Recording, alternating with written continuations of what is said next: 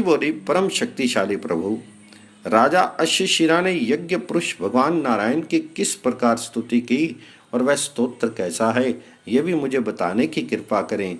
तो भगवान वरा कहते हैं, राजा अश्वशिरा द्वारा यज्ञ मूर्ति भगवान नारायण की स्तुति इस प्रकार हुई।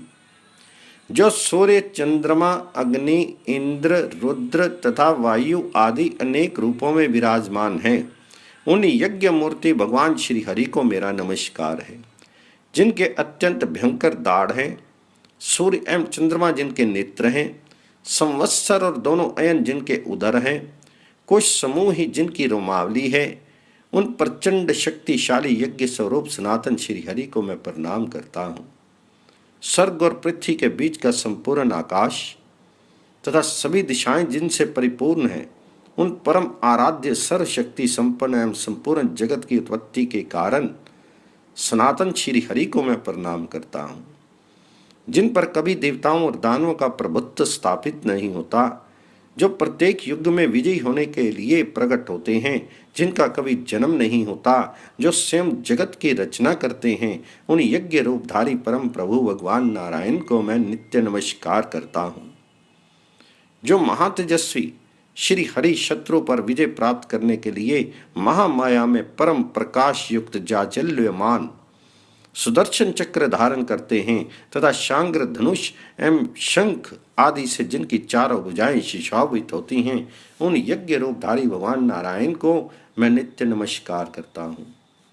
जो कभी 1000 सिर वाले, कभी महान पर्वत के समान शरीर धारण करने वाले तथा कभी 10 रेणु के समान सूक्ष्म शरीर वाले बन जाते हैं, उन यज्ञ पुरुष भगवान नारायण को मैं सदा प्रणाम करता हूँ।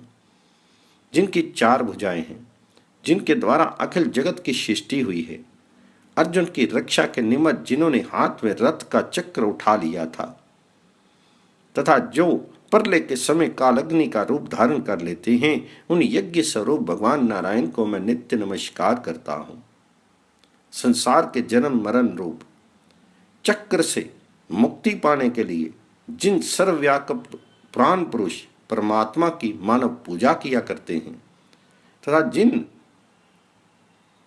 अप्रमेय परम प्रभु का दर्शन योगियों को केवल ध्यान द्वारा प्राप्त होता है, उन यज्ञ मूर्ति भगवान नारायण को मैं नित्य नमस्कार करता हूँ।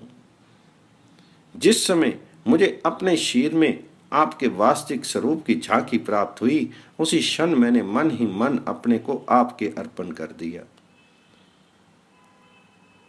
मेरी बुद्धि में ये बात भली भांति प्रतीत होने लगी कि जगत में आपके अतिरिक्त कुछ है ही नहीं।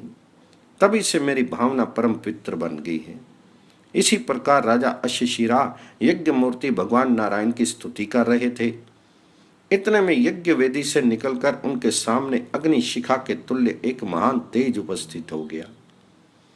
अब इस शरीर का त्याग करने की इच्छा से राजा अश्वशिरा उसी में समा गए और यज्ञ पुरुष भगवान नारायण के उस तेजों में श्री विग्रह में लीन हो गए।